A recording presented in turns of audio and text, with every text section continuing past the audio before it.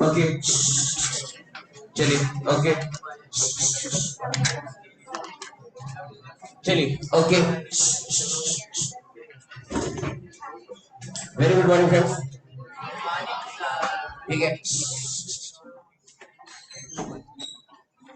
अब तक हमने क्या क्या देख लिया ऑडिट में। ठीक है, अभी कोई बात नहीं करेगा आपस में। ठीक है, आज एक बहुत इंपॉर्टेंट और खास टॉपिक करना है, इसलिए पूरा ध्यान दीजिएगा। ठीक,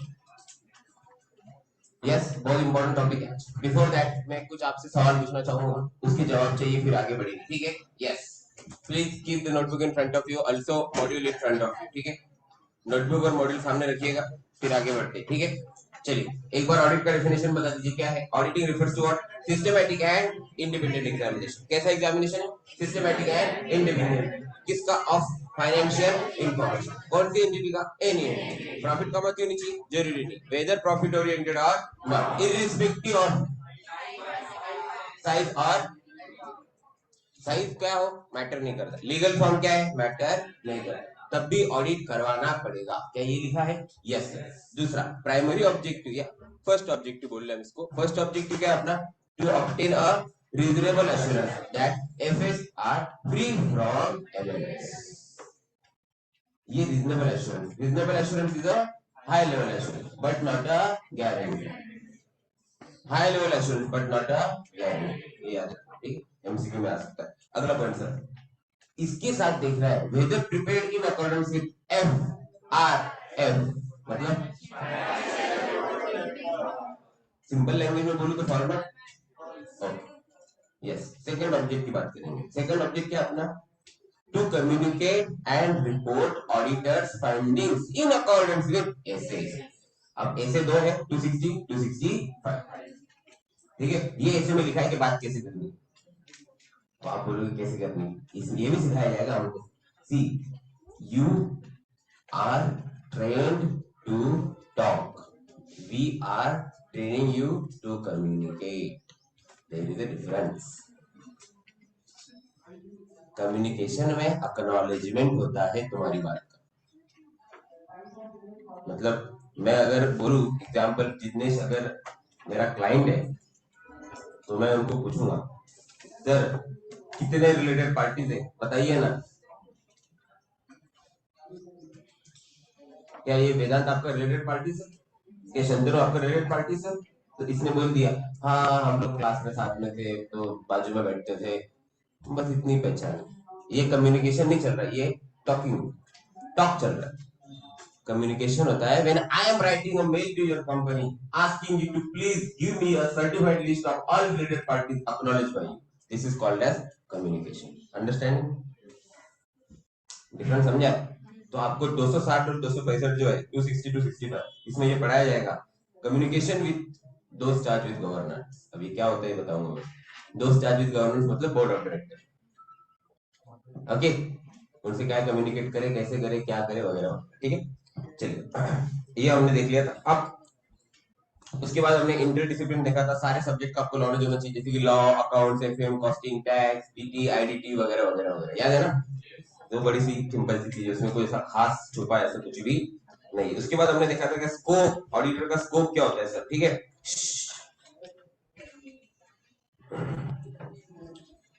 please come to page number 1.10। वहां पे हमने देखा था कि सब कुछ हमें चेक करना है जो भी रेलेवेंट है।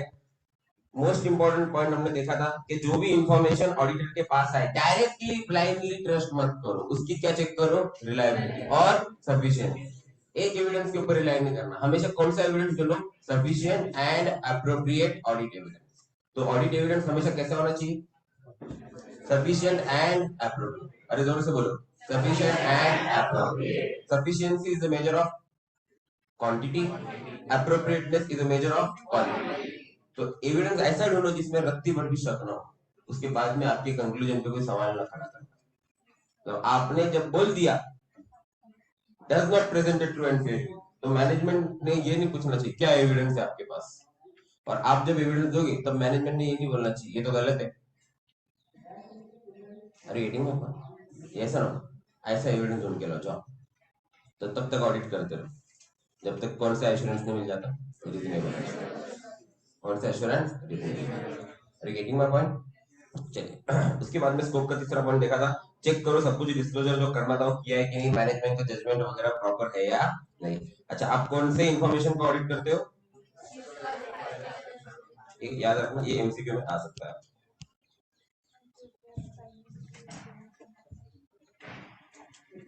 मॉड्यूल के बारे में इतनी खतरनाक बात है मुझे समझ में नहीं आता, कई बच्चे और कई लोग यूट्यूब पे डालते रहते हैं। एक तो बहुत छोड़ो अभी क्या ही बताऊं मैं, खतरनाक पर्सन है, उन्होंने बोला मॉड्यूल के पहले 50 पेज छोड़ दो, वही वही चीज रिपीट की।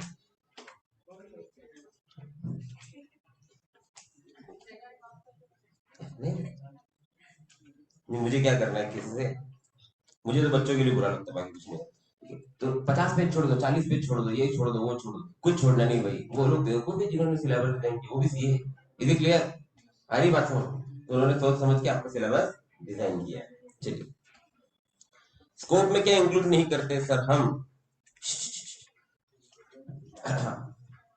जो outside domain of the competence, underline ये वर्ड याद रखना ठीक है, जो outside the domain of his competence, his मतलब कौन, ऑडिटर, जो ऑडिटर के कॉम्पिटेंस के बाहर है उन चीजों को हम क्या नहीं करते दोस्तों, स्कोप में नहीं रखते। एग्जाम्पल जैसे कि हमने देखा, बराबर है क्या, तो ये डज नॉट इंक्लूड के कुछ एग्जाम्पल लिख लो ताकि आप रिवाइज करो तो डायरेक्ट मुद्दे पे आएंगे अपन।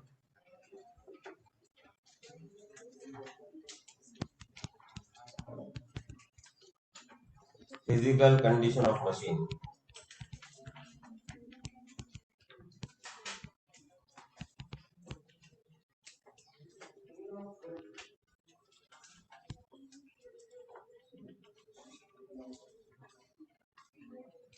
वैल्यूएशन ऑफ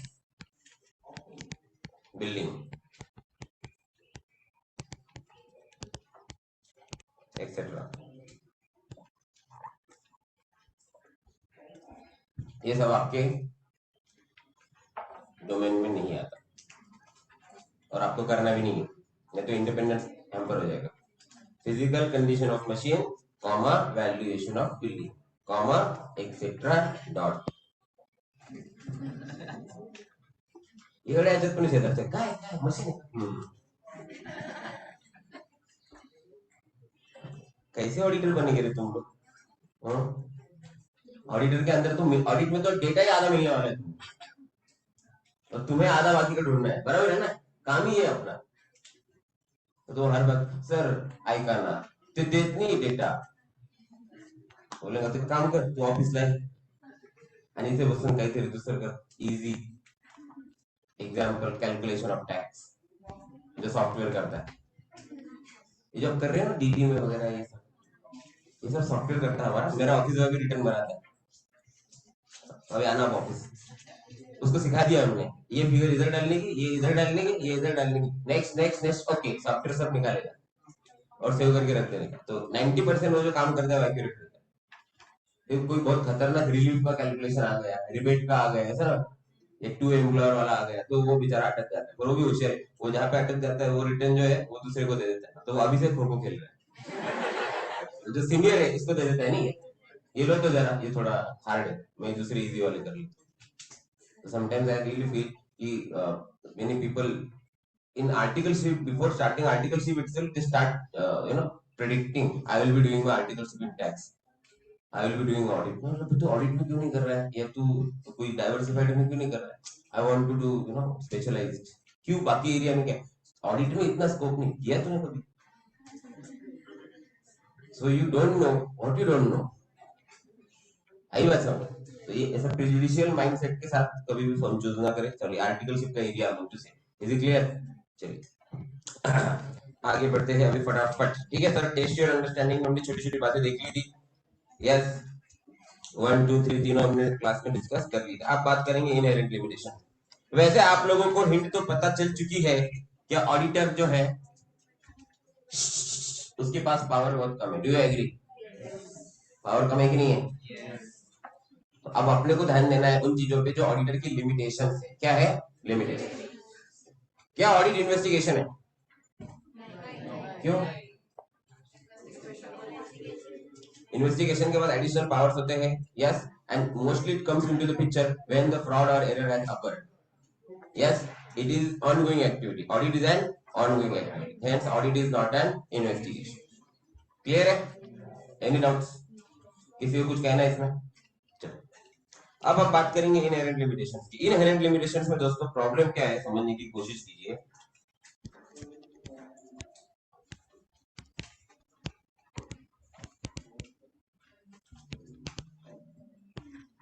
कुछ भी कर लो, इन चीजों की वजह से तुम हर फ्रॉड नहीं ढूंढ पा रहे। ये प्रॉब्लम है, समझे? अभी कुछ बच्चे पूछते हैं ना, क्यों, क्या प्रॉब्लम है पर? अभी किसी ने बोला नहीं मैं ढूंढ के रहूंगा, लगने दो टाइम, नहीं मेरे पैसे चलेगा, नहीं चाहिए मुझे पैसे, मैं काम के प्रति ईमानदार हूँ, मेरी पूरी इंटीग्रिटी है, ऑनेस्ट हूँ, सब है, तो मुझे पैसा जितना मिले मिले, मैं चेक करके रहूंगा हर फ्रॉड। यस, तब भी नहीं कर सकता। क्यों sir? This is like normal loss, you can not avoid it. Is it clear? Is it clear और नॉट? तो अब ऐसा क्या हो रहा है कि ऑडिटर कभी भी हर फ्रॉड नहीं ढूंढ पाए? Number one, nature of financial report. जैसे कि प्रिपरेशन ऑफ एफएस किसकी जिम्मेदारी बताओ? Involve making many by the many judgement में से मैंने आपको कल ही बता दिया है, प्रोविजन फॉर बैड डेट।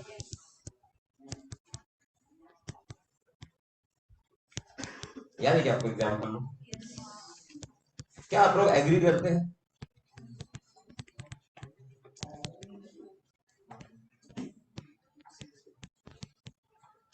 मेरे पास एग्जाम्पल तो बहुत सारे हैं, लेकिन अपन आपके दिमाग में ज्यादा डेटा नहीं भेजेंगे अननेसेसरी।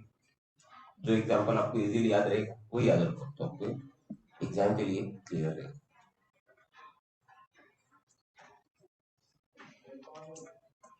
तो कोई अगर बोले कि अभी मैंने प्रोविजन फॉर बैड डेट, अकेले में बोल रहा है, जैसे कि Jitnesh is from management side, Vedant is from management side, canteen में मैं उनको बोल रहा हूँ क्या भाई प्रोविजन क्यों बना रहे जाता, अरे हमको शेयर बेस कम करना।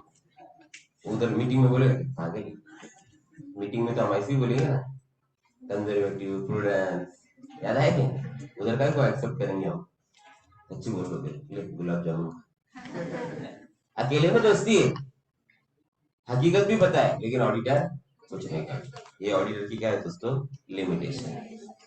और ये लिमिटेशंस जो है इसको ओवरकम नहीं कर सकते, इसलिए ये इजी वाली ये साथी नहीं, इनहेरेंट लिमिटेशंस, जिसको अगर आप मेडिकल लैंग्वेज में बोले तो जेनेटिक डिसीज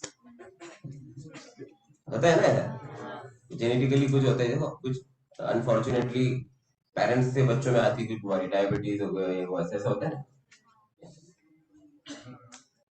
यस, चलिए, एनी डाउट्स? Any doubts? तो इसको आप अवॉइड नहीं कर सकते कभी। आइए, therefore auditor may not be able to obtain absolute assurance। ठीक है सर? वो one of the premises for conducting audit is that management acknowledges its responsibility for preparation of FS in accordance with FRA and for devising suitable internal control. However, such control may not have operated to produce reliable financial information due to their own limitations।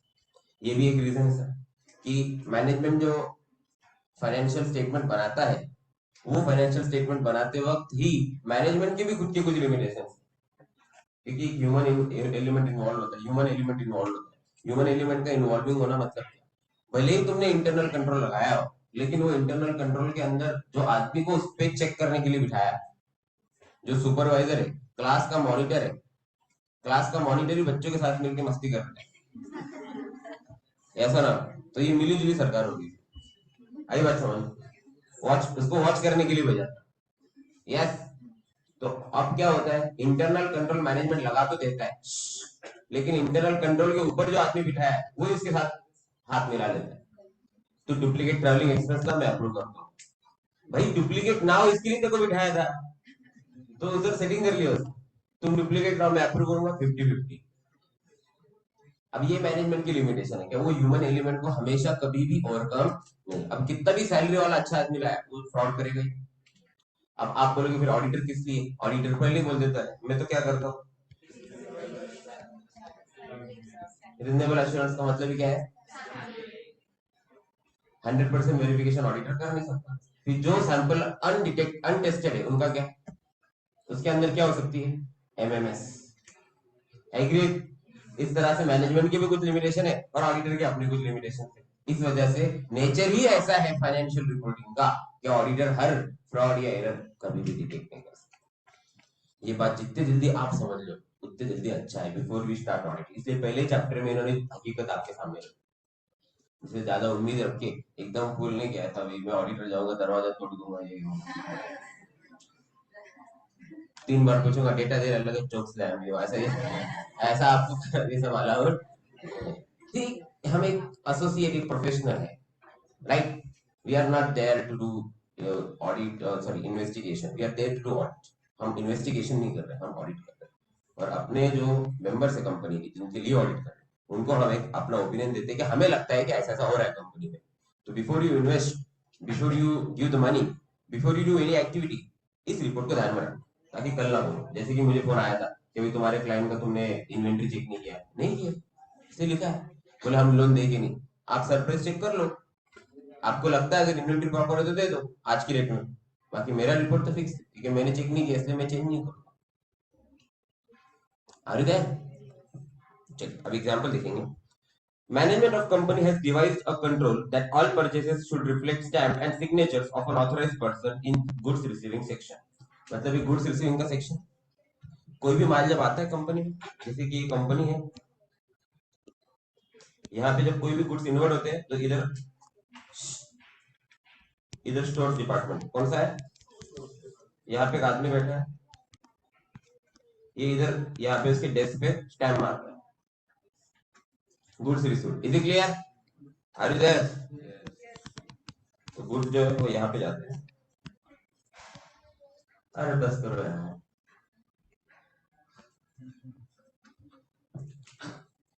Reflect stamp and signatures of an authorized person on which section of the company stating the date and time of receiving goods। कब में कब मिले, हाँ ठीक है। तो it is an example of which control, internal। Agreed, ठीक है। Internal control to ensure that only those purchase bills are produced for payment of which goods have been actually received। Now what happens if concerned accountant or authorized person in goods receiving section collude। collude मतलब क्या, किसी indulge होता है किसी activity में which is inappropriate. ऐसा ना एकदम लोकल लैंग्वेज में बोलूं क्या, मैनेज। क्या हो गया वो, मैनेज, सेटिंग कर ली किसके साथ, अभी जो भी समझेगा भी आपको बराबर है। तो जो गुड्स रिसीविंग सेक्शन है अब वो उन पे भी स्टैम्प मार रहा है जो गुड्स आए। आई बात समझ।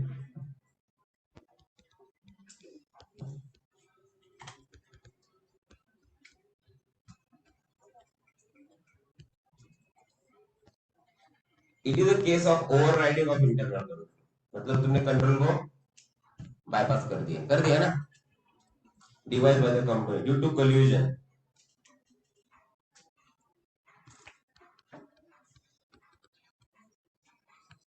Planning with involvement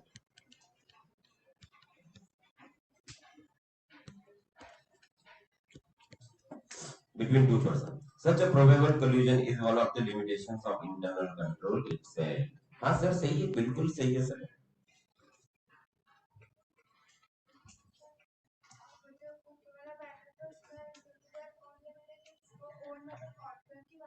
management auditor के ऊपर वाले पैरामीटर। देखिए ऑडिटर की लिमिटेशन जो है वो आ ही रही है कंपनी। कंपनी जजमेंट बनाता है, एस्टिमेट करता है, ऑडिटर वो जजमेंट को चैलेंज करता है। लेकिन कंपनी बोलती है कि अगर हमारे जजमेंट से आपको प्रॉब्लम है तो आप बताओ कैसे। जैसे कि प्रोविजन फॉर बैड डेट्स, अगर तुम एज ऑडिटर चैलेंज करते हो उस प्रोविजन को, राइट, तो मैनेजमेंट बोलेगा आप सर्टिफाई करते हो कि बैड डेट्स हमारा बैड नहीं होगा, कोई भी डेट बैड डेट नहीं होगा, आप सर्टिफाई करते हो।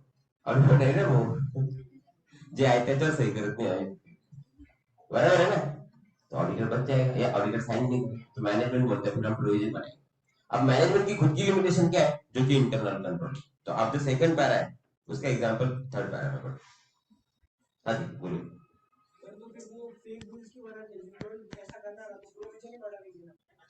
पैसा निकाल रहे भाई इधर, अरे इधर पैसा निकाल रहे कंपनी में डुप्लीकेट बिल डालेंगे। मतलब ये 5 लोगों की कंपनी ना, और मैं इनका भी मान लो कि तुम्हारा भी तुम्हारे साथ में टीचिंग किया हो, बरोबर, तो मैं इधर फोन, ये मेरे को बोलते हैं गालिब सर हमको कंपनी में से पैसा निकालना है लेकिन हमने हमारे नाम पे निकाला तो ऑडिटर को लगे शक हो जाएगा, तो आप एक डुप्लीकेट बिल दो हमें कंपनी, किसका, सप्लाई ऑफ फर्नीचर का, कुछ भी नहीं तो सबसे मैनेजमेंट कंसल्टेंट, नो ट्रेस। ठीक है, फर्नीचर बोला तो दिखाओ किधर है, मशीन बोला तो दिखाओगे, क्या क्या बिल देने का, मैनेजमेंट कंसल्टेंट, सी आदमी दिया रहेगा कुछ तो, कुछ नहीं आने का, खाना खाने का चले जाएगा, हो गई consultant. We met, we sat together, we discussed about the future, about the company, how to do, ऐसा ऐसा ना, हो गई मैनेजमेंट कंसल्टेंट। 10 लाख का बिल दे दिया तुमको प्लस जीएसटी, तुम मुझे 1180 का क्या दोगे, इनवॉइस, मैं जाऊंगा बैंक में कैश निकाल लूंगा, खत्म। ये करना नहीं है, बट पता होना तुमको सब चीज, ये सबसे बड़ी खासियत है auditor, he knows everything but still he remain, you know, loyal, honest, integrity रहती है उसके अंदर अपने काम के प्रति। इज क्लियर, समझे आपको। तो यहाँ पे क्या कर रहे हो, इन्होंने तो बहुत अच्छा एग्जांपल दिया कि भाई गुड्स जो है वो आ नहीं रहे, तब भी जो गुड्स रिसीविंग सेक्शन का पर्सन है वो स्टैम्प मार के बोलता है आ गए गुड्स, क्या बोलता है, आ गए, और अकाउंट टीम को बोलता है गुड्स आ गए आप पेमेंट दे दो, जबकि एक्चुअल में गुड्स आए। चलिए बड़े आगे, कभी सोचा आपने इसको ओवरकम कैसे करेंगे,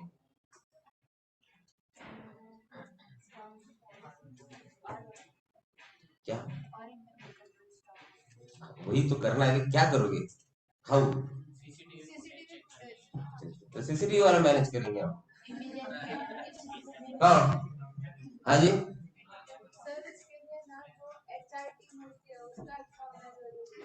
एचआर के आचार विचार अच्छे होने चाहिए, अच्छा, हाँ जी,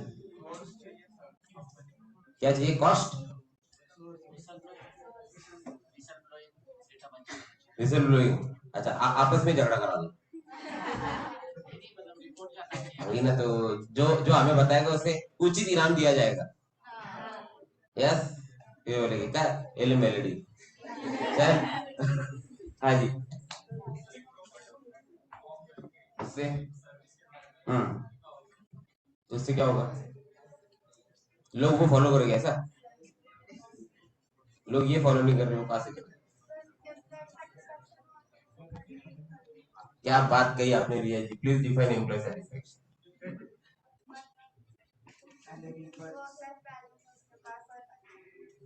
एम्प्लॉयज इतने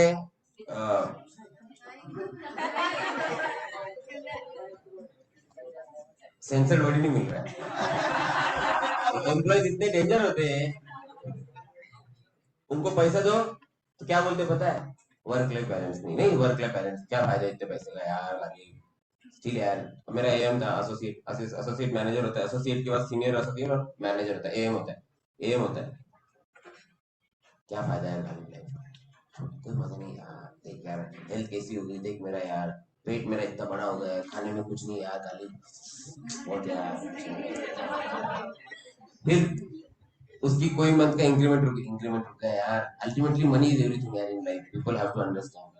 मतलब इनको पैसा दो तो ये वर्क लाइफ पर होते हैं, वर्क लाइफ दो तो पैसे पर होते हैं, दोनों मिले तो ये तीसरे पर होगी, तीसरा दिया तो चौथे पर होगी, एम्प्लॉय हमेशा रोते रहेगा, वो कभी भी सेटिस्फाइड नहीं होगा, दे आर ऑलवेज डिसग्रंटल, उनको एक ही चीज चाहिए, हमसे काम मत कराओ, पैसे भी दो और एंजॉय चाहिए, ये चाहिए एम्प्लॉय को, समझे आप। तो employees are always in disgruntle mode, disgruntle समझता आपको, नाराज बागी, बाकी होते हैं हमेशा। यस, और हर एम्प्लॉय को लगता है मेरी वजह से कंपनी चल रही, कल मैंने छोड़ दिया तो क्या होगा, ये एम्प्लॉय का प्रॉब्लम। तो इसी चीज को, ये इंटरनल कंट्रोल को आप सॉल्व करना बहुत ही मुश्किल है। गुड्स आए नहीं तो क्लोजिंग स्टॉक फिजिकल काउंटिंग में मैच कैसे होगा? सही बात है आपकी, वो बता देंगे कि गुड्स आए भी और सेल भी हो गए, जो सेल भी हो गए वो पैसे भी कैश में आए, ऐसा बता के रफा दफा कर देंगे मामला। मैं आइडियाज नहीं दे रहा हूँ आपको, डिस्कस कर रहा हूँ। तो बच्चे रेड डायल मध्ये लिहून घ्या मागच्या साईडला, थिंग्स टू डू इन, ये ना हो जाएगी। तो जो बोल रहे हैं इसका पॉइंट बड़ा वैलिड है प्रिया का, पर प्रॉब्लम ये है कि एम्प्लॉय कभी सेटिस्फाइड नहीं होता, वो हमेशा दुखी होता है। उसका जिंदगी में जन्म ही हुआ एक काम के लिए, रोते रहने के लिए। कुछ लोग जानबूझ के भी रोते हैं ताकि लोगों को समझ में ना आए। हाँ, time to time internal audit किया तो बिल्कुल एक हो सकता है ये एस्पेक्ट, इसलिए इन हाउस इंटरनल ऑडिट भी होते हैं। पर देखो ऐसा है फिर भी कि तुम सिर्फ इससे रिस्क कम कर सकते हो, 100% तो रिमूव, तो तुम कोशिश कर सकते हो, हम भी कर रहे हैं कोशिश, इंटरनल ऑडिटर भी क्या कर रहा है कोशिश, सीसीटीवी भी इसी का एक पार्ट है। यस, अब सीसीटीवी के अंदर भी ऑडियो वाले सीसीटीवी आ गए, ये नेक्स्ट लेवल है। तो ये सब कोशिश कर सकते हैं, लेकिन क्या इनको भी मैनेज किया जा सकता है? हाँ, तुम बटन ही बंद करो तो क्या करेगा सीसीटीवी, बराबर है ना? वायर कनेक्शन ही काट दो, वो तो छोड़ो, आजकल चलो डीवीआर ले जाते हैं, रिकॉर्डिंग हो जाती है सीसीटीवी में, डीवीआर लेके गए, अब क्या करोगे जिसमें रिकॉर्ड हुआ है? समझ आएगा आपको, क्या करोगे? तो ये सारी इस तरह की चीजें हैं। तो 100% किसी भी चीज में गारंटी नहीं है, लेकिन कोशिश करना आपके हाथ में, वो करो, दैट्स नॉट ऑडिट। ठीक है, चलिए। तो पहला पॉइंट क्या है sir? Nature of financial reporting. Nature ही ऐसा है, क्या ऑडिटर मैनेजमेंट के जजमेंट के आगे हार जाता है? तो याद क्या रखना है? Management judgement. ठीक है, इसको यहाँ पे लिंक करते हैं, जजमेंट। दूसरा point, nature of audit procedure. Nature of audit procedure, अभी अभी अपनी इच्छाओं को लिमिटेशन का नाम दिया है, अपनी दिल की इच्छा को लिमिटेशन का नाम दिया है, करना अंदर से भी अपने को सैम्पलिंग है, समझ में आ रहा है क्या? लेकिन बोल के क्या कर सकते साहब, सब तो चेक नहीं हो सकता।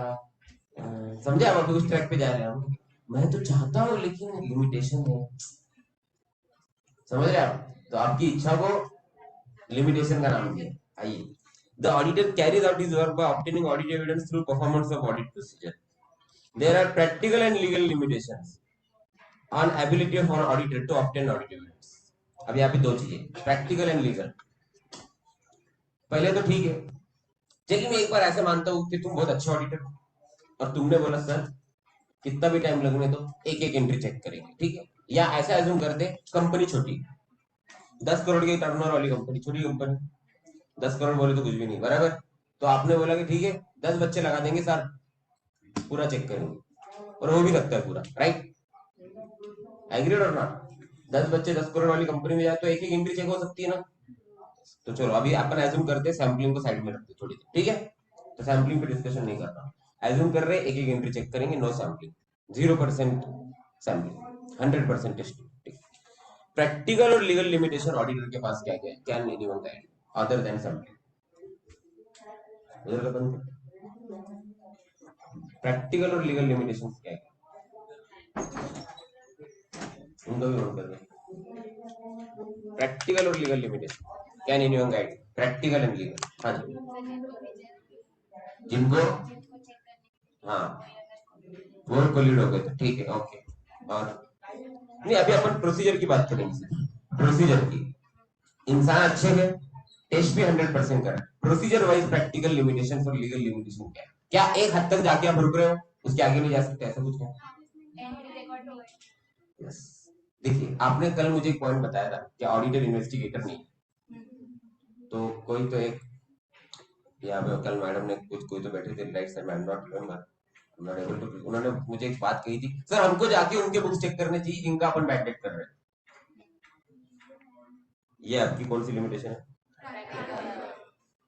सर मुझे चेक करना है डायरेक्टर जो है वो मॉरली सही इंसान है कंपनी में डायरेक्टर रहने के लिए, तो मुझे डायरेक्टर के घर पे जाके उसके घर वालों से बात करके, उसके वाइफ से, बच्चों से बात करके डिस्कशन करना है, उसके आजू बाजू वालों से बात करनी है कि ये कैसा आदमी है, और अगर ये इंसान का कैरेक्टर और मॉरली सही नहीं है तो ये सही नहीं है कंपनी में रहने के लिए।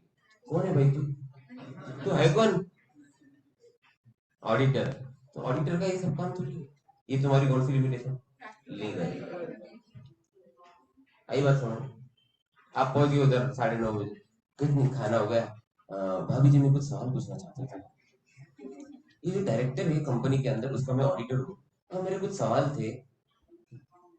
आई एम नॉट बाइंड। पहली बात तो तुम घर पे आएगी, दूसरी बात I am not bound to answer. तुम किस लॉ के किस सेक्शन के हिसाब से पूछे? नहीं असच मी तो ऑडिटर है, तो कंपनी के ऑडिटर हो ना तुम। हाँ तो आपके हस्बैंड कंपनी में डायरेक्टर है ना, तो वो डिस्क्वालीफाइड है कि नहीं, हमें चेक करना था। तो क्या ऑडिटर ये कदम उठा सकता है? और ऐसे ऑडिटर को एन नंबर ऑफ टाइम बेवकूफ बनाया जा सकता। कैसे? डेटर चेक कर रहे हैं, क्या चेक कर रहे हैं? क्लोजिंग बैलेंस चेक कर रहे हैं, बराबर। अभी मैं तुम्हारी कंपनी कर रहा हूँ, मैंने कहा यार ये 25 डेटर है, इसका क्लोजिंग बैलेंस चेक करना है। तो बोले ठीक है सर क्या चाहिए? मैंने कहा उनके बुक्स में तुम्हारा लेजर मंगवा दो। एग्री? अब इन्होंने क्या किया? ठीक, ये बनाओ अपने इधर, अपने इधर ही बनाओ, रबर स्टैम्प बना लो, साइन। बोले सर साइन उनकी कैसे मारेंगे? ऑडिटर को क्या पता उनकी साइन कौन सी? मेरे को पता है क्या ओरिजिनल कौन सी है? अरविंद लिखा है तो कर देंगे। समझ में नहीं आना चाहिए नाम लिखा है, उसी को साइन बोलते। क्या? वो तो मंगवा नहीं सकते। Practical limitation. तुम उसके ऑडिटर हो, वो कैसे देगा तुम्हें उसका ऑडिट रिपोर्ट? और ऑडिट रिपोर्ट देगा नहीं तो, या चलो कोई लिस्टेड कंपनी है तो टोटल आता है, उसमें लेजर बैलेंस थोड़ी आता है डेटर का। 2,500 डेटर है तो क्या वो देगी क्या? हम तो सन्ड्री डेटर्स एक ही लाइन देते हैं। तो मैं जो कंपनी से जो भी मांगता हूँ ना, ये इतनी घर में बना लेते हो। क्या चाहिए ऑडिटर को? लेजर, हाँ बना लेंगे। हाँ जी सर, मेल पे कन्वर्सेशन बना सकते हैं ना? ये अभी हम पढ़ेंगे, मैं उसी पे आ रहा हूँ, क्या सोल्यूशन क्या है, प्रॉब्लम समझे आप लोग? यस ना? यस ना? फिर इसको डिवाइस किया गया मेथोडोलॉजी कि भाई उस पर्सन को बोला जाएगा जिसको थर्ड पार्टी डेटर को, कि डायरेक्ट ऑडिटर के घर पे ईमेल, सॉरी कुरियर कर। क्या कर? कुरियर। और फिर अभी थोड़ा टेक्नोलॉजी एडवांस हुई तो बोला गया कि डायरेक्ट ऑडिटर को ईमेल करो from the domain of that company. Gmail वाला नहीं, जीमेल वाला वापस बना लेंगे घर में। सही है क्या नहीं? ये बजाज फाइनेंस का Bajaj underscore finance underscore cool @gmail.com, बराबर है ना? ये घर पे बना लेंगे। तो ये नहीं चाहिए हमें, हमें वो चाहिए accounts@bajaj finance, ये ईमेल आईडी से आना चाहिए। मतलब जेन्युइन है, क्योंकि डोमेन नेम कोई भी नहीं ले सकता। स्पेलिंग चेक कर लेना, बजाज की जगह जहाज ना हो, जहाज finance. Are you getting my point? Yes ना? तो डू यू एक्सेप्ट कि ऑडिटर की लिमिटेशंस है? और लिमिटेशन कौन सी दोस्तों? एक क्वेश्चन है सर, ऑडिटर कंपनी में जाके ऑडिट करता है एंड फ्रॉड आइडेंटिफाई करता है, तो वही फ्रॉड को वो इन्वेस्टिगेटर बन के इन्वेस्टिगेट कर सकता है क्या? नहीं कर सकता। इंटरनल इन्वेस्टिगेटर जो पावर्स तुमको मिलनी चाहिए वो एज एन ऑडिटर नहीं मिलती है। एज एन इन्वेस्टिगेटर तुम कोई भी क्लाइंट को कहीं भी दबोच के कुछ भी इंफॉर्मेशन पूछ सकते हो। टाइम की लिमिटेशन नहीं, तुम रात को 12 बजे जा सकते हो घर पे कि मुझे अभी ये प्रूफ चाहिए, मुझे अभी डेटा चाहिए। एज एन ऑडिटर ये सब तो there is a huge difference. तो अब पॉइंट पे आते हैं। For example, auditor does not test all transactions and balances, he forms opinion only by testing samples. Underline कर लो, ये हमारी क्या है? Practical limitation. कौन सी लिमिटेशन है? और अपनी इच्छा भी है, दोनों है ना? उनकी लिमिटेशन और अपनी ख्वाहिश। कुछ बच्चे के चेहरे खिल गए, हाँ वास्तव मतलब क्या है? अभी आज किसी ने पूछा ना क्यों सैम्पलिंग कर रहे, बोल देने का मॉडल में लिखा। जब इंस्टीट्यूट खुद एक्सेप्ट करता है ये लिमिटेशन है तो अपन क्या कर सकते हैं उसको? ऐसा ना? तो जानेगा पहले दिन होगा कि 1000 इनवॉइस रहे, आपका प्रिंसिपल या बोल रहे senior we have to conduct an audit, कोई प्रॉब्लम नहीं ना सर, चेक कर लेंगे सैंपल। ऐसा मत करना, समझे ना? बड़ा practical sir, we cannot do anything. Please understand, this is our practical limitation, sir. This is our practical limitation. We cannot audit each and everything. भाई इतना भी कम मत करो, 1000 में से 3, कम से कम 20, 30, 40, 50 तो कर लो. ओके, आई ना बात समझ. Next, management may not provide complete information as requested by auditor. There is no way by which auditor can force management to provide information. In case he is not provided with information, he can only report. It is an example of which limitation. जैसे कि अभी मैं audit के लिए पहुंच गया इनकी company में, ठीक है, यस, कॉनमैन लिमिटेड, कल की कंपनी याद है ना, कॉनमैन के ऑडिट के लिए पहुंचा. तो वेदांत को पूछा मैंने, ए वेदांत, अरे कौन है रिलेटेड पार्टी, लिस्ट देना जल्दी. बोले क्यों चाहिए सर लिस्ट, हम चेक करेंगे तुमने ट्रांजेक्शन किस पे किए, क्या आर्म्स लेंथ प्राइस, याद है ना. तो वेदांत बोला बाप रे, ये तो राज खुल जाएगा सब, अपन ने तो डायरेक्ट 200% ऊपर परचेस किए, 100 की चीज 300 में लिए, ये ऑडिटर तो सब चेक करेगा. नहीं है सर, कोई रिलेटेड नहीं, पता ना, कोई नहीं सर, आप चेक कर लो. तो फिर मैंने क्या सोचा, ये वेदांत है तो इस एग्जाम्पल इसका सरनेम जो भी है वो सरनेम से मैच करो. क्या सरनेम मेरा, गुप्ता. तो अब मैं देख रहा हूँ बैलेंस में गुप्ता है क्या, गुप्ता है. सब इंडस्ट्री के नाम से काम कर रहे हैं ना, इंडिविजुअल नाम से कोई काम करता है. Industries, traders, enterprises, associate and sons, एक भी गुप्ता नहीं उसमें. अब क्या तो बताना यार, लिस्ट नहीं तुमने, प्लीज बताना. ठीक है चलो, फिर लंच हो गया, चलो सर खाना तो खा लो, कब तक उदास रहोगे, चलो. तो ये खाना खाने लेके गया कैंटीन में, और बोल रहा है फिर एक बात बोलूं, 200 पार्टीज है ना, 150 रिलेटेड है, बताना कौन. बोल रहा है ऑफलाइन, इनफॉर्मली है, बताऊंगा नहीं, जाओ ढूंढ लो जाओ. मैं क्या कर सकता हूँ सिर्फ, अब मुझे क्या लिखना होगा. Despite of making continuous efforts for related parties and requested multiple and several times, management has not provided us the list.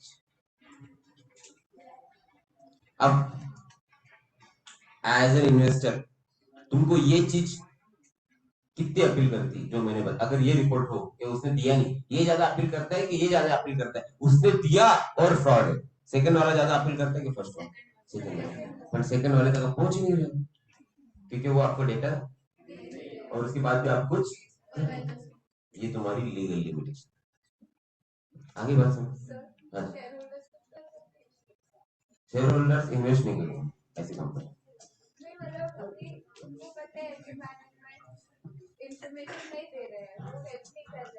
कहना बिल्कुल सही कर सकते हैं, लेकिन शेयर होल्डर पहले पढ़े तो. शेयर होल्डर उसमें ब्लेजर के पैटर्न देख रहे, टक्सीडो है या नासा वाला कैजुअल गाइस है, शेयर होल्डर वो देख रहे, शेयर होल्डर चश्मे की फ्रेम देख रहे. हाँ जी,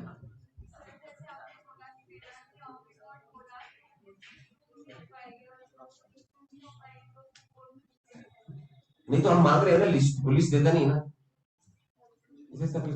अब इसमें ऑडिटर क्या करता है, ऑडिटर भी खुद को बचाओ योजना. ए भाई दे रहा है कि नहीं, मेरे को क्या करना है, पैसे तो मिल रहे हैं ना, दे आर नॉट प्रोवाइडिंग, मारा तिकडे. समझ में है क्या, अपना तो मीटर चालू है कि नहीं, रिपोर्ट किया तो भी 10 लाख की ऑडिट फी है, नहीं किया तो भी 10 लाख की है. तू 2 बार पूछ रहे हैं क्या दे रहे हैं, नहीं रे मत डालो, बहुत बड़ी लिस्ट है मत डालो, मैं लिख दूंगी तुम नहीं दे रहे, चलेगा तेरे. ऐसे भी होता है कि मिली जुली सरकार, समझ रहे आप.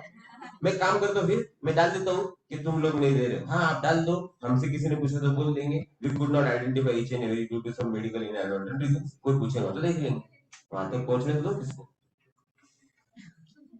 समझे क्या. ऐसी भी मिली जुली सरकार भी हो जाती है, तो तुमको भी टेंशन नहीं, हाँ ऐसे डाल देते, चल खाना खा लेते. वैसे भी सारे शेयर होल्डर इंट्राडे वाले, क्या उनका इतना टेंशन लेने का.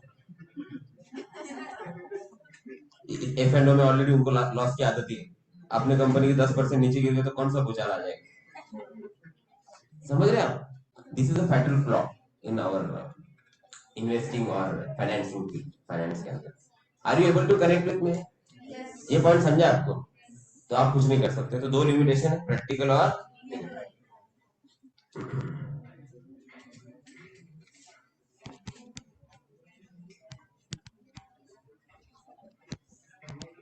ये आपको एमसीक्यू में आ सकता है।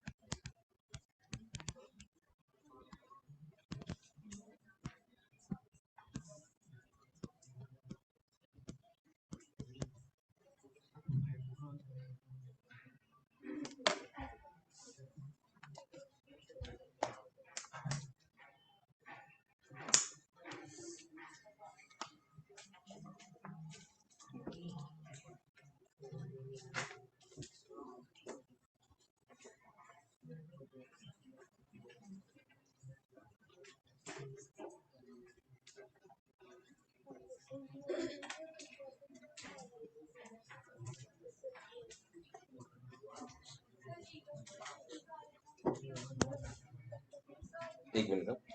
सर कंपनी के अंदर हम लोग डायरेक्टर का क्वालिफिकेशन के लिए पूछ सकते हैं, पूछ लो, वो लिख के दे देंगे है। अब यहाँ पे और एक इंपॉर्टेंट चीज है जो मैं आपको बता दूं। आप मैनेजमेंट को पूछोगे कोई डायरेक्टर डिस्क्वालिफाइड है क्या, और वो क्या जवाब देंगे, नहीं। तुम बोलोगे क्या करके दो, लिख के दो, वो लिख के दे देंगे, खत्म होगा ऑडिट। इसके आगे तुमको जाना है। आई बात समझ? हाँ जी। देखो ऐसा है कि वो डेटा नहीं मिला, ये तुम रिपोर्ट कर सकते हो और क्वालिफाई भी कर सकते हो, बट प्रॉब्लम क्या हो रहा है, क्या इससे ऑडिट का पर्पस सॉल्व नहीं हो रहा है, इसलिए ये लिमिटेशन। वो रिलेटेड पार्टी के अंदर जो फ्रॉड हो वहां तक पहुंचेगे तो फिर क्या फायदा ऑडिट करके, ये पॉइंट को समझिए आप, ये आपका लिमिटेशन। तो तुम खुद तो बच रहे हो, ठीक है, चल कल तेरे ऊपर कोई इल्जाम नहीं लगाएगा एज एन ऑडिटर। कल तेरे को किसने पूछा क्या रे भाई तूने रिपोर्ट नहीं किया, मैंने तो लिख दिया ना, मेरे को मिला नहीं, तो तूने ये नहीं बोला ना कि फ्रॉड है, जब मिला ही नहीं तो चेक कहां से करूं। तो तूने कुछ करना चाहिए था ना, क्या बोलना चाहिए था, बोल तो दिया, लेकिन तूने फिर खत्म, नो आर्ग्यूमेंट। हाँ जी, आप कुछ बोले थे यहाँ से तो कुछ, हाँ जी। लीगल लिमिटेशन के अंदर आप ये समझ लीजिए, ये जो डायरेक्ट डिस्क्वालिफिकेशन वाला पॉइंट है, मैनेजमेंट से पूछ सकते हैं। मुझे पता है कि वेदांत के ऊपर केस चालू है, मुझे पता है, फिर मैं मैनेजमेंट को पूछ रहा हूँ डायरेक्टर को डिस्क्वालीफाइड है क्या? ये लिख के दे रही है none of the director disqualified, ये गलत दे रहे हैं। मैंने कहा लेकिन the case proceedings are may be going on, मैंने कुछ सुना है, मान लो दूर से मेरा रिलेटिव तो कोई इसके ऊपर केस चल रहा है, ऐसा मेरे को न्यूज है नहीं। I want to check his data, I want to go, नहीं कर सकता। I want to witness him, I want to summons, मेरे को उससे कुछ सवाल जवाब करना है, इसलिए अलग से इंक्वायरी करनी, नहीं कर सकता।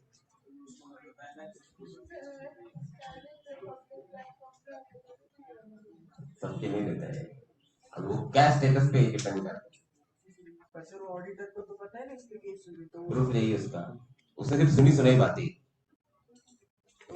डाउट है तो कहां से लाएगा, वही लाने के लिए लिमिट, वो जहां से भी जाएगा, जिस भी फोरम में वो मांगेगा, वो फोरम उसको देने के लिए बाध्य है, कंपेल, लायबल नहीं। यही उसकी क्या है, लीगल लिमिटेशन। एक क्वेश्चन है, so we are only concern with books of account, documents and inventory. सही जवाब, जिनका पगार है जिनका काम करें। हाँ जी,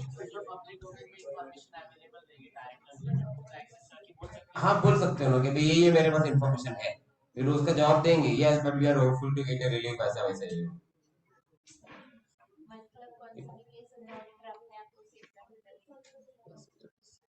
लाइव कैमरे पे नहीं बोलते बेटा, अंदर के राज लोग बोलो। हाँ,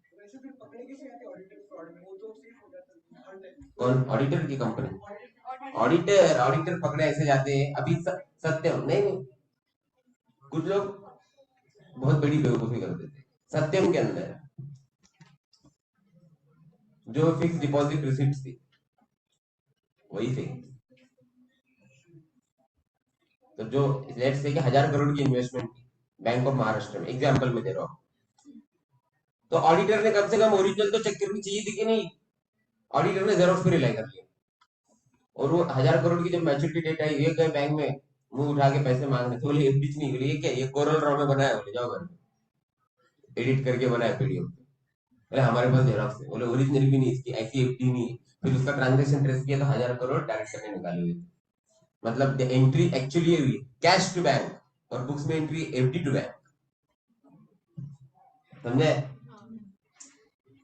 अब इतनी बड़ी गलती ऑडिटर कैसे कर सकते, क्यों ओरिजिनल चेक होगा? दिस इज नॉट एक्सेप्टेबल, इसलिए ऑडिटर के पास बचने का कोई chance. Is it clear? What is happening in case of Byju's? Why Deloitte is not able to comment? Huge decline in पहले तो धंधा ही नहीं, बिजनेस का मॉडल ही गलत है। एजुकेशन का मतलब मेरे यहाँ से कैरेक्टर डेवलपमेंट है, बट ठीक है, मैं कौन हूँ बोलने वाला, या मेरा थोड़ी कोई ऐसा है कोई भी नेशन वाइड को मेरे को सुनने वाला, तो मेरा ओपिनियन कोई मैटर नहीं करेगा। लेकिन मेरा पर्सनल ओपिनियन कि एजुकेशन का मतलब कैरेक्टर डेवलपमेंट है। कंप्यूटर के सामने बैठ के मजबूरी में बच्चे को पढ़ना पड़ता है, ये बात ठीक है, due to many of the resources. लेकिन आप बच्चों को आदत ही लगा रहे हो कि स्कूल में ही मत जाओ, कॉलेज में ही मत जाओ, घर पे ही बैठो और हम ही तुमको पढ़ाएंगे, तो ये मॉडल सक्सेसफुल नहीं होगा due to an number of reason. इसलिए कंपनी में दम ही नहीं था, लेकिन नया नया बूम में कंपनी चली। अब जब उसका मार्केट शेयर गिरने लगा, तो कुछ 2 मिलियन ऐसी कुछ तो बची उसकी नेटवर्क, शायद सुना में, जो भी देखी मैंने उसको। हाँ, 4000 करोड़ का लॉस है, ऐसा कुछ तो है बाईजूस में। तो डेलोइट तो डर गया, इसका गोइंग कंसर्न। वो डरते डरते डरते डरते रिपोर्ट कर रहा है, फिर वो बोल रहे कि ये बैलेंस शीट भी नहीं दे रहे। तो डेलोइट ने प्रेस रिलीज कर दिया कि हमें इन्होंने मैनेजमेंट ने फाइनेंशियल स्टेटमेंट बना के ही नहीं दिए, तो हम ऑडिट रिपोर्ट कैसे बनाएंगे? अरे these are a number of reasons. That's why auditor हमेशा सेफ खेलता है, ऐसा तो नहीं बोल सकते आप, लेकिन ऑडिटर कोशिश पूरी करता है। एग्री? अच्छा, बड़े आगे। The management may consist of dishonest and unscrupulous people. Unscrupulous मतलब unethical, dishonest। हाँ जी, कुछ पूछना है क्या आपको? लिया ना मैंने वो। अच्छा अच्छा अच्छा। सिद्धार्थ का क्वेश्चन है, सर ये सारे लिमिटेशन तो आईसीआई एनएफआरए को भी तो मालूम है, तो फिर ऑडिटर की ये सब इन्वेस्टिगेट की पावर क्यों? मेरा भी सेम क्वेश्चन है, दे दो हमें दरवाजा तोड़ने की पावर, बना दो दया। हमें नहीं बनना है नॉर्मल पर्सन।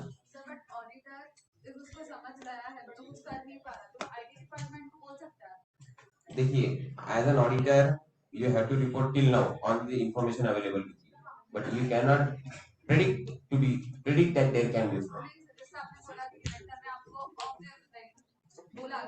प्रूव कैसे करोगे? You cannot disclose confidential information of your client to anyone others as per ethics.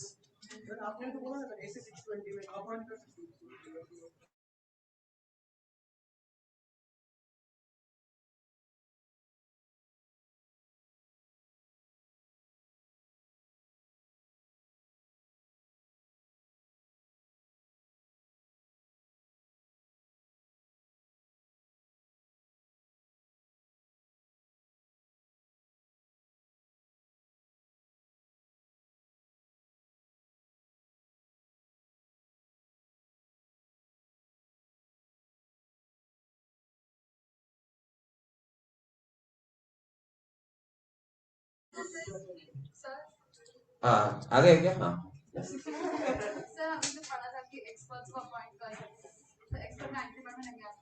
देखिए, जरूरत क्या है एक्सपर्ट्स को अपॉइंट करने की, इस पर डिपेंड करता है जरूरत क्या है। कि फॉरेंसिक इश्यू कुछ एक्सपर्ट को अपॉइंट, इस तरह की चीजें नहीं कर सकते। आपको एथिकल एथिक्स ये बोलता है कि मैं मेरे किसी भी क्लाइंट की इन्फॉर्मेशन किसी भी और पर्सन के साथ शेयर नहीं कर सकता।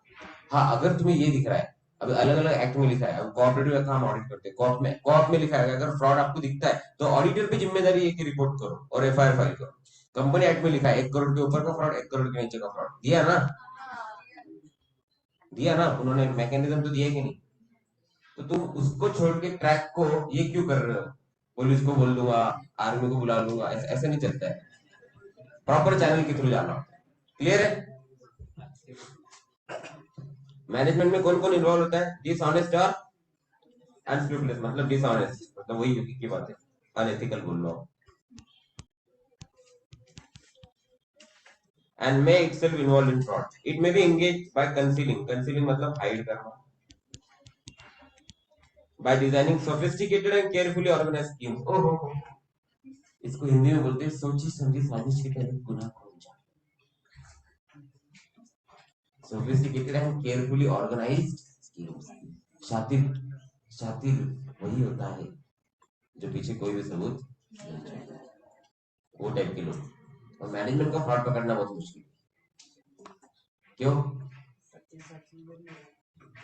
क्योंकि वो ज्यादा जानते कंपनी के बारे में, इसलिए वो इमीडिएटली मतलब एकदम आसानी से फ्रॉड को छुपा सकते हैं. Correct? Yes. It may produce fabricated documents before auditor to lead him to believe that audit evidence is what valid. However, in reality, such documents could be fake or not. तो तुम्हें हमेशा ये दिमाग में रखना है कि जो तुम्हें मिल रहा है वो fraudulent हो सकता है नहीं, हो सकता है. इसलिए blindly rely. डॉक्यूमेंट देखो, सब समझो, लेकिन इमीडिएट रिलाई मत करो. हेलो, सब है क्या मेरे साथ? ये पॉइंट समझ रहे हैं कि नहीं समझ रहे? डॉक्यूमेंट देखो, डेटा ले लो उनसे, उन्होंने जो भी दिया, यस और नो. इमीडिएट उस पर रिलाय. पहले चेक कर लो मैच हो रहा है कि नहीं, डेटा बराबर है कि नहीं, ये है क्या, वो है क्या, वो सिखाऊंगा मैं आपको धीरे धीरे. और फिर उस पर अच्छा हो. जैसे अभी कोई भी क्लाइंट का डेटा आता है हमको, सर हमने अकाउंटिंग कर लिया, आपको टैली का डेटा जो है वो ईमेल कर रहे हैं ऑडिट के लिए, देख लेना. तो हम पहले क्या देखते पता है इसके अंदर? बैंक मैच है कि नहीं, बैंक टैली के. इन रियलिटी आपको क्या पढ़ाया जाता है? क्या हम ट्रिपल कॉलम कैश बुक से अकाउंटिंग करते हैं, बाद में हर महीना खत्म होने के बाद में बैंक स्टेटमेंट लाते हैं और बीआरएस बनाते हैं, बराबर? एक्चुअल लाइफ में कभी कभी ऐसा नहीं होता है, कभी कभी नहीं, 90% ऐसा नहीं होता है. 90% अकाउंटिंग बैंक स्टेटमेंट पे से होती है, नो बीआरएस. एंट्री पासबुक से मारते, डिफरेंस कहां से है? तो इन रियल लाइफ ये कॉन्सेप्ट ही नहीं है. Check received but not deposited, ये रियल लाइफ में कॉन्सेप्ट. जो आ गए अकाउंटिंग ही डायरेक्ट उससे करते हैं लोग.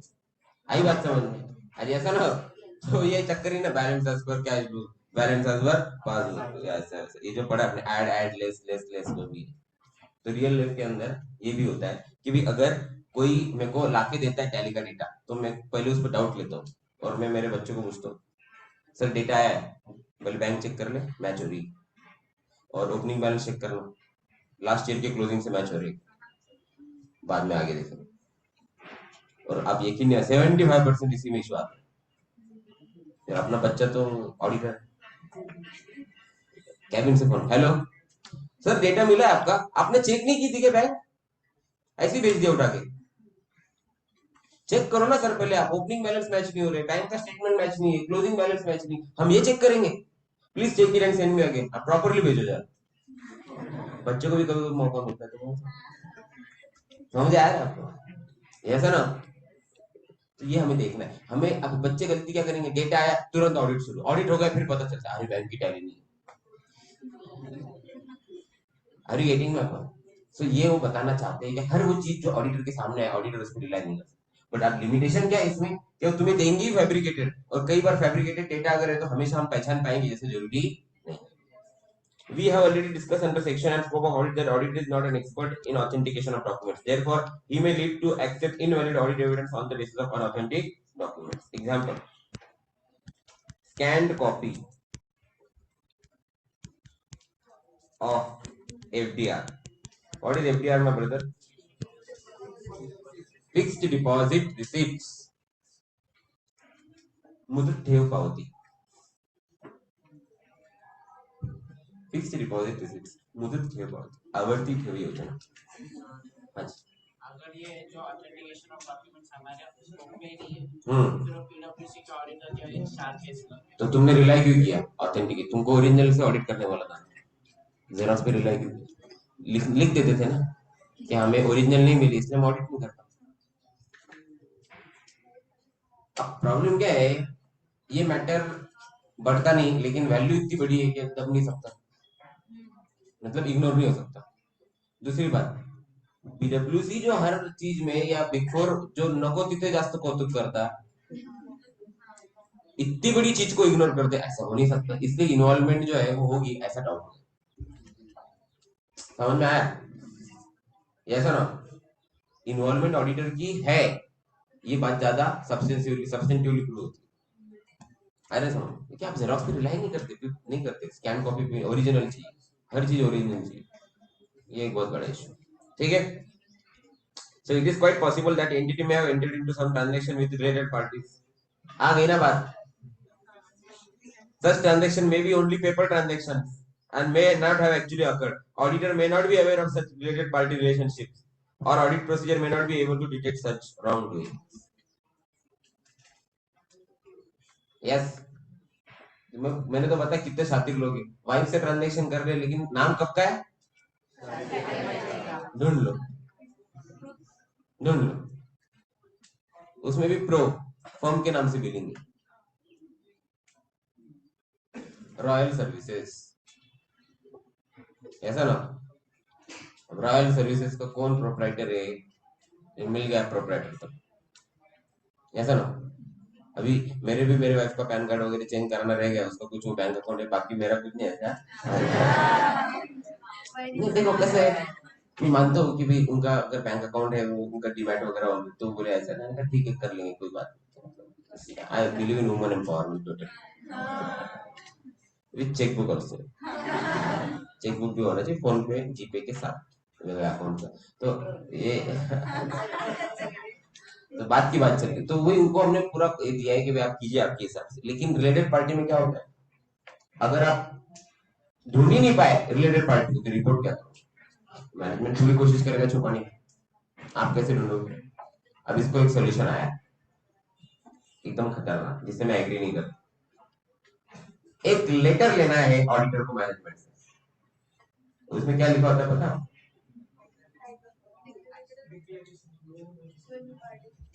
एक लेटर लेना है किसको, ऑडिटर, किससे, उस लेटर के अंदर लिखा होगा नंबर 1, अब मैनेजमेंट लिख रहा है किसको, उसके अंदर लिखा होता है टू आवर ऑडिटर्स, तो ये कौन दे रहा है, number 1, we have physically verified cash, we have maintained internal control, we have prepared financial statement, and if there is anything left out, we are solely responsible for the same. Number 4, management has prepared and maintained the internal controls, employees वगैरह वगैरह हमने किया है, सबको higher भी हमने किया है, सबके ऊपर कंट्रोल जिम्मेदारी हमारा काम है। Is it clear, none of our director is disqualified, we have also verified inventory, is it clear, all related party relationships, yes or no, yes, have disclosed to you. If there is any party which is not disclosed to you, if there is any fraud in it, we are solely responsible for the same. ऐसे total 60 point है, ये कौन देता है, मैं, किसको देता है, ऑडिटर। और राज की बात ये है, ये ऑडिटर ही बोलता है मैनेजमेंट को हमको चाहिए, और ये उनसे ले लेते हैं अपन, खत्म होगा ऑडिट। अब कुछ लोग तो लोग क्या बोलते हैं, ऑडिट करने का क्यों है?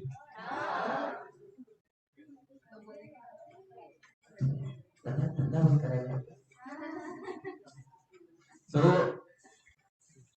तो ऑडिट करना है ये, लेकिन जैसे ही बच्चों के दिमाग में सवाल आया क्या ऑडिट का क्या फायदा, तो इंस्टीट्यूट ने लगे एक लाइन दी, ये जो लेटर है इसका नाम होता है management representation letter.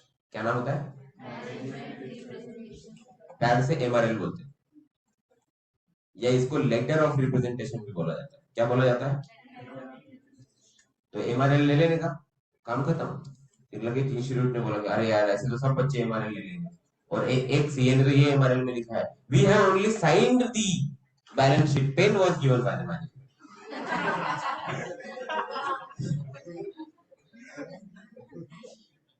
The paper which was used for printing was given by the management. So if there is any evidence relating to the paper on which the data is printed, management shall be liable for the same. ऐसा भी लिख रहे हैं बोले, कुछ ही जिम्मेदारी लेने को तैयार नहीं, क्योंकि एक लाइन मैनेजमेंट ने बनाई, MRL is not a substitute to the normal audit procedure। क्या उसमें लिखा उन्होंने, management representation letter is not a substitute to what, to the normal audit procedure. अरे दैट, अरे ऐसा ना ये लिखने के बाद में ऑडिटर को थोड़ा ऐसा कराव लागेल यार, पर अंदर से खुश भी थे, जेवढे तेवढे बाकी 70-80 पॉइंट लिखवा के ले, किससे, इसलिए मैंने आपको लेक्चर नंबर 1 में बोला था कि अगर ऑडिटर के ऊपर कोई इंक्वायरी शुरू होगी, इसका मतलब आप समझ लो कि मैनेजमेंट ऑलरेडी कहाँ पहुंच गया है, क्योंकि उन्होंने इतना कुछ लिख के दिया है ना, ऑडिटर वो उठा के दे देगा सीधा। Is it clear? कुछ भी पूछो, क्या भी रिलेटेड पार्टी, ये देखो इन्होंने लिख के दिया है क्या हमारे 10 रिलेटेड पार्टी, इसके बाद कुछ भी रहता हम जिम्मेदार, इन्होंने लिख के दिया है। तो हमने 10 के ऊपर भरोसा किया, हम कैसे आइडेंटिफाई कर सकते हैं? Because there are practical and legal limitations with us, no? Is it clear? Are you there? एक क्वेश्चन आया, सर ये लेटर का क्या फायदा, इससे भी मैनेजमेंट तो रिस्पॉन्सिबल है ना फ्रॉड में। सही बात है, लेकिन देखो हर मैनेजमेंट फ्रॉड नहीं करता है। मैं आपका गुस्सा बिल्कुल जायज है। I admire your genuine and bona fide anger towards the subject. सही बात है, गुस्सा वही लोगों को आता है जो ऑनेस्ट होते हैं, पता है क्या? तो उन्हीं लोगों को आता है, ऐसा ना? Is clear? और झगड़ा भी वही होता है जहाँ पे लोगों के आर्ग्यूमेंट है, जहाँ पे मतलब जिसको अपन बोले जहाँ पे प्यार होता है वहीं पे झगड़ा होता है। जो लोगों को एक दूसरे के प्रति एक कुछ तो डिस्कशन करना है फ्रूटफुल, वहीं पे लोग आर्ग्यूमेंट करते हैं, डिस्कशन करते हैं। तो अभी इनका कहना बिल्कुल सही है, क्या फायदा ऐसे लेटर का, क्या फायदा? सही है, लेकिन हर मैनेजमेंट तो फ्रॉड नहीं कर रहा है ना। और आप दूसरी बात सोचिए, अगर ऑडिटर ये लेटर नहीं लेता तो लोग तो ऑडिटर को भी फंसा देंगे, तो ऑडिटर की कोई गलती इसमें नहीं, मैनेजमेंट की भी कोई गलती क्या हम बता नहीं सकते। अब मान लीजिए कि 5 डायरेक्टर है, पांचों की रिलेटेड पार्टी है, ठीक है, 2 डायरेक्टर छुपा रहे हैं, बाकी 3 ऑनेस्ट है, ये 3 बोल रहे हैं कि सर हमारे हिसाब से इतने रिलेटेड हमने बता दी, वो जो 2 है वो बता नहीं रहे, अभी तीनों की कोई गलती? तो ये सारी बहुत चीजें, इसमें हम अंदर नहीं जा सकते, ठीक है? चलिए, तो आपको इसको खुद को अपने आप को कंट्रोल करना होगा और ये समझना होगा कि नेचर ऑफ ऑडिट प्रोसीजर्स के अंदर सैम्पलिंग विम्पलिंग आपके नसीब में है, तो ये आपकी प्रैक्टिकल लिमिटेशन है और लीगल लिमिटेशन भी है आपके पास। Is it clear? चलिए next, not in nature of investigation, as already discussed, audit is not an official investigation, hence auditor cannot obtain which assurance? Next, timeliness of financial reporting and decrease in relevance of information over time. The relevance of information, देखिए अभी, the relevance of information decreases over time and auditor cannot verify each and every matter. Therefore, balance has to be struck between reliability of information and cost of obtaining it. अब इसकी 2-3 angle है। पहला point समझने की कोशिश कीजिए। देखिए, कोई चीज अगर आपको 2 साल बाद पता चलती है, आपने 2 साल ऑडिट किया तब पता नहीं था रिलेटेड पार्टी है, 2 साल के बाद आपको पता चला कि रिलेटेड पार्टी, तो क्या होगा?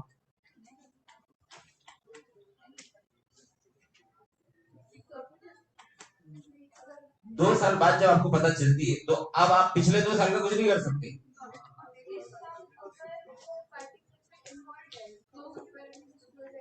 तो वो उनको डिपेंड करेगा इस साल क्या चलता है, सही है कि नहीं? तो इसका क्या मतलब है भाई, आपको ये देखना है कि जो भी इंफॉर्मेशन या फाइनेंशियल रिपोर्टिंग है वो डिक्रीज होती जाती है जैसे जैसे टाइम लैप्स होता है। तो इसका सॉल्यूशन क्या है? कुछ सॉल्यूशन नहीं है, उस साल का जितना इंफॉर्मेशन उसी साल लो, जितना कोशिश कर सकते हो। Is it clear? अगले साल मिलेगा, उसके अगले साल मिलेगा, उसके अगले अगले साल मिलेगा, ऐसा पॉसिबल रहेगा तो देख लेंगे, ऐसा नहीं होता है। क्लियर है? तो you have to identify each and every matter in that year itself when the matter is taking place. Can I say? Do you agree with this? अरे बोलो जल्दी, यस और नो? तो टाइमलीनेस याद रखिएगा, टाइमलीनेस ऑफ फाइनेंशियल रिपोर्टिंग जो है इसका सर एक देखो, ये थोड़ा सा जो टॉपिक है इसके अंदर एक ही पॉइंट याद रखना है, जैसे जैसे आप डिले करते जाएंगे डेटा कलेक्शन में, आप दूर जा रहे हैं प्रैक्टिकल और एक्चुअल रिपोर्टिंग से। ऑडिट के अंदर भी कुछ लोग एकदम धीरे धीरे ऑडिट करते हैं, पूरी दुनिया को समझ में आ जाता है ऑडिटर क्या चेक करने वाला है, वो लगे सेटिंग करके बराबर वो टैली करके नहीं, राज राज रखने पड़ते, पत्ते खुलने की नहीं। हम आज कैश चेक करेंगे, कल फिर रेवेन्यू एंट्री करेंगे, परसों हमें थम ना जरा सगळ्यांना थम वो लगे जाके तू देगा सेटिंग करूँ, समझ आ रहा आपको? वो सब टैली वैली करके रखेंगे, उसमें एक तो पहले आप सैम्पलिंग करते, उसमें आप चीख चीख के स्कीमें बता रहे लोग, तो जब आप जाएंगे तब ऑलरेडी क्या रहेगा सब मैच, क्या मिलेगा आपको? और आप कागज को कागज जोड़ देंगे, we have verified, we found everything correct, और बाद में खुद की जिम्मेदारी कम करने के लिए क्या ले लेंगे मैनेजमेंट से? एमआरएल। ऑडिट खत्म। क्या मिला? कुछ नहीं, फ्रॉड तो है, क्या फायदा ऑडिट का? Is clear? इसलिए टाइमलीनेस जो है वो बहुत इंपॉर्टेंट है। एज एन ऑडिटर कोशिश कीजिए जो भी मैटर उस साल में हुआ है वो उसी साल में आप ढूंढें। Is clear? अरे बोलो भाई। अच्छा, ये वाले point milli.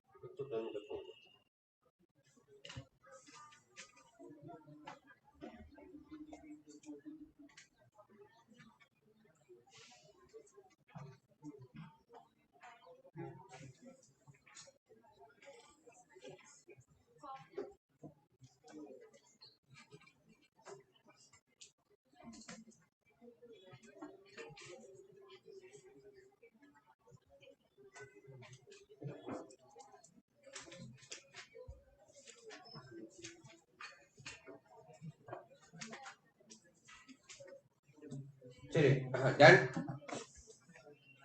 Next point which is the last one, future events. जो लोग ओल्ड सिलेबस में भी ऑडिट किए थे और अभी भी कर रहे हैं, ऑफलाइन, ऑनलाइन और रिकॉर्डेड, पहले 4 पॉइंट थे अपन पढ़ते थे इनहेरेंट लिमिटेशन में, अभी 5 पॉइंट है। लास्ट वाला point is new addition to the new syllabus. ठीक है, जो लोग ऑलरेडी ओल्ड सिलेबस में कर चुके हैं उनके लिए बता रहा हूँ। ड्राइव पे जो लोग देख रहे हैं, ठीक है, तो प्लीज स्किप करके मत देखना जो भी लोग लेक्चर देख रहे हैं। ठीक है, 1.25 में देखना है तो देख सकते हैं, लेकिन कोई लेक्चर स्किप मत करना। ठीक है, पहले बता रहा हूँ, न्यू सिलेबस के अंदर कुछ चैप्टर के नाम सेम है, अंदर का कंटेंट चेंज हो गया है। चलिए, फ्यूचर इवेंट्स। फ्यूचर इवेंट्स और कंडीशन में affect an entity adversely. Adverse event में seriously affect ability to continue its business, जिसको अपन गोइंग कंसर्न बोलते हैं। द बिजनेस में cease to exist in future due to change in market conditions, emergence of new business model वगैरह वगैरह वगैरह। Therefore therefore it is in view of our factor auditor cannot provide a guarantee that FAs are free from MMS due to fraud and error। एक line में बोलूं तो auditor going concern की guarantee नहीं दे सकता आज के जमाने में, तो बिल्कुल नहीं। ठीक है, यहाँ पे लिखेंगे ऑडिटर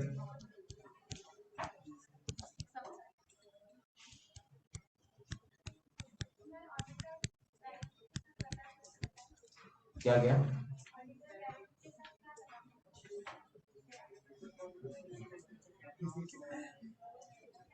वो गारंटी के साथ ये भी नहीं बोल सकता उसको ऑडिट भी मिलेगी।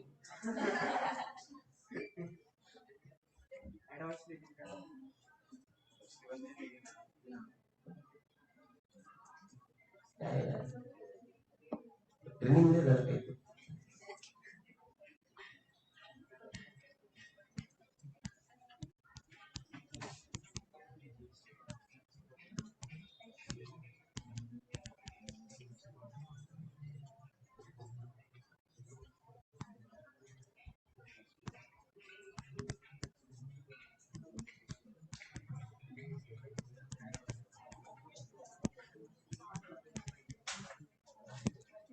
पर देखिए ऐसे आप नाराज मत होइए आप सुधा जी। देखिए कैसा है, ऐसा नहीं है कि हर एंटिटी में फ्रॉड होता है, 1% कंपनी में फ्रॉड होता है, बाकी 99% लोग जितने मैंने ऑडिट किए, काफी बड़े भी किए छोटे भी किए, अब बजाज का एक या फिर मैं बार्कलेस का बोलूं, अच्छे लोग होते हैं, लोग चाहते हैं कि हमारी गलतियां निकालें। जो मेरा ये भी एक्सपीरियंस है, एक ऑडिट हमको सिर्फ मेरिट पे मिला। मेरिट पे मतलब देखो कुछ ऑडिट रेफरेंस से मिलते हैं, कुछ आप पैसे कम लेते हो इसलिए मिलते हैं, कुछ मेरिट पे मिलते हैं। मेरिट मतलब काम हमें आपका पसंद आया, इसको मेरिट बोलते हैं। मेरिट पे मिला था एक ऑडिट, क्या और वो चेयरमैन को क्या मजा आता है मेरे से पता है, वो नहीं वो मेरे से लड़ने में उसको बड़ा मजा आता है, लड़ने में बड़ा मजा आता है, और उसको मजा आता है कि आप मेरे को रॉन्ग प्रूव करो,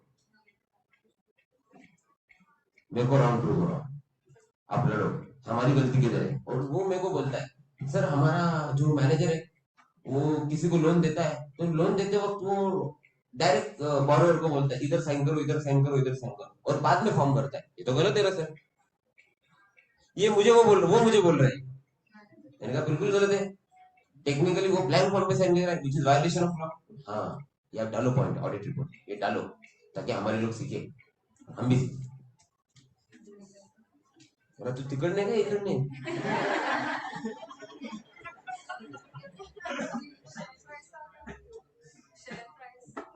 सॉरी कौन सी शेयर प्राइस, ये तो लोन बैंक की बात कर रहा था, ये तो बैंक है, ये बैंक था, वो बैंक की बात था, हमने ऑडिट बैंक का मिला था हमको, उसे तो छोटा मोटा बैंक था उनका, 70-80 करोड़ का ये होगा लोन, ये बड़ा बैंक नहीं था।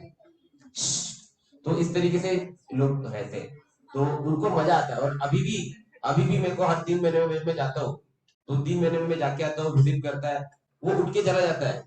चेयरमैन साथ में नहीं बैठते मेरे, बोले नहीं नहीं सर मैं रहूंगा यहाँ पे तो आपको इन्फ्लुएंस हो सकता है, तो मैं आप जब कैबिन में आओगे ऑडिट करने के लिए तो मैं कैबिन से मेरे बाहर चला जाऊंगा, तो 2 दिन आता नहीं हूँ जब तक मैं, जब आपका सब हो जाए ऑडिट तब आप आइएगा, ताकि आप पे प्रेशर ना रहे कि भाई मुझे देख के आप बोलोगे नहीं नहीं कुछ पॉइंट छोड़ दूंगा। आप एक एक पॉइंट निकालो, एक एक गलती निकालो, और डांटता है एम्प्लॉयज को हमारा ऑडिट रिपोर्ट देख के, कह रहे ये इतनी सिंपल मिस्टेक नहीं समझती कि तुमको, अरे गेटिंग माय पॉइंट, ये ऐसा ना, ऐसे भी लोग।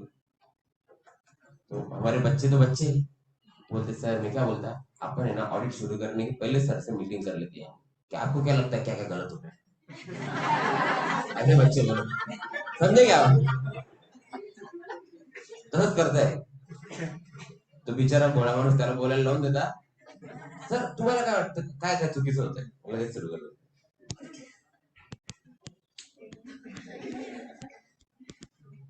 हम्म. नहीं समझता ना तरी स्कोप फॉर इम्प्रूवमेंट का है, हम उसी को कन्वर्ट करके थोड़ा मेकअप करके पॉइंट बना के ऑडिट रिपोर्ट में डाल देते, कभी कभी ऐसे भी करते।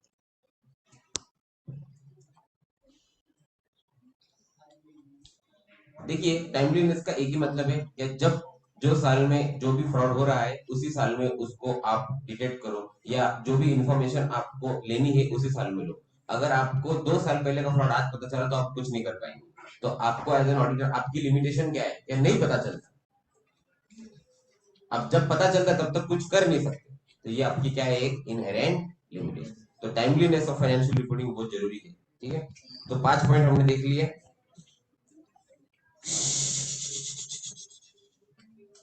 ठीक है, okay, are you there, yes और नो। ये 5 पॉइंट का एक छोटा सा चार्ट बना लेंगे, हेडिंग दे दो बुक्स में, inherent limitation of audit, notebook में इनहेरेंट लिमिटेशन ऑफ ऑडिट।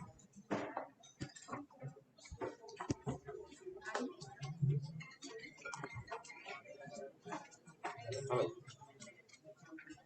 मैं इधर है ना कॉलेज में। हाँ, किधर है?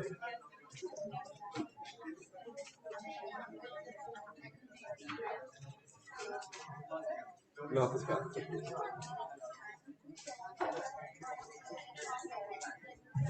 चलो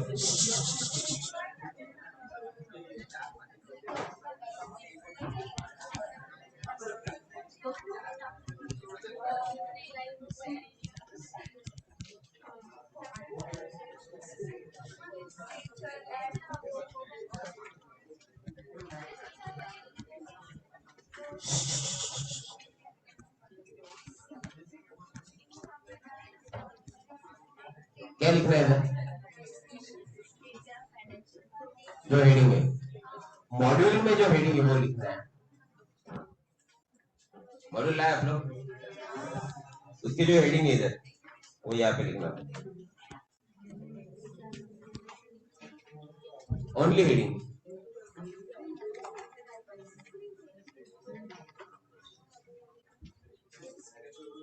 इसके नीचे कुछ और नहीं लिखना।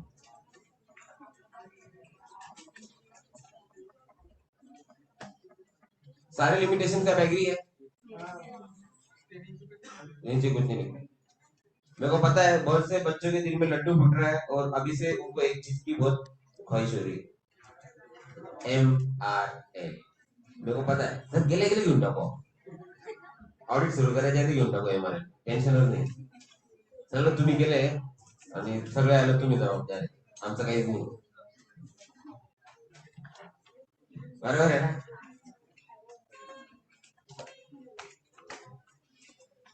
ऍडव्हान्स पण घेऊन टाकू सगळं पहिल्या दिवशी।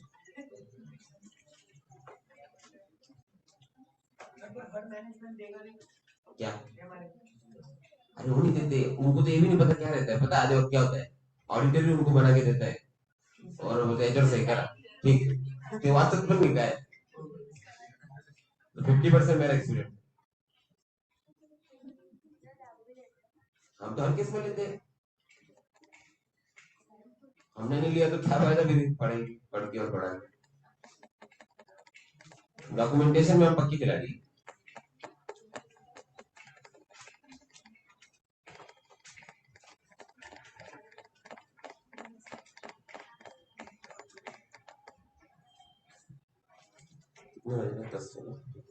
किसका लेक्चर है?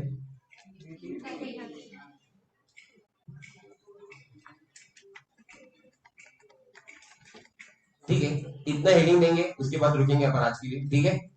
ओके चलिए, I have to go to Mumbai now, तो मैं निकलता हूँ थोड़ा, ठीक है? चलिए बाय बाय, टेक केयर, जय हिंद। हाँ जी।